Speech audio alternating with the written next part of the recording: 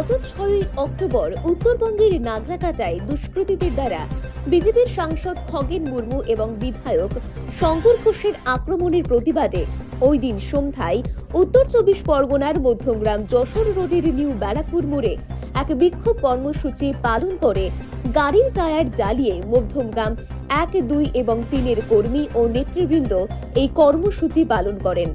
পরে স্থানীয় পুলিশ প্রশাসন সেই পথ অবরোধ কর্মসূচি বন্ধ করে দেন। এই কর্মসূচির নেতৃত্ব দেন মধ্যমগ্রাম মণ্ডল 2 এর সভাপতি রাজু বোস এবং মণ্ডল 3 এর সাধারণ সম্পাদক কৌশিক দে। উপস্থিত নেতাদের এই ঘটনার অভিযোগের তীর তৃণমূলের দিকে, যদিও তৃণমূল এই অভিযোগ অস্বীকার করেছে।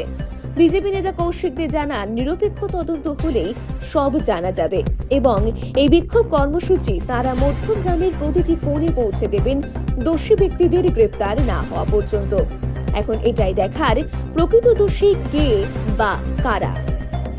কলকাতা থেকে সনদ সরকারের রিপোর্ট, রাষ্ট্রীয় প্রসার বাংলা টিভি।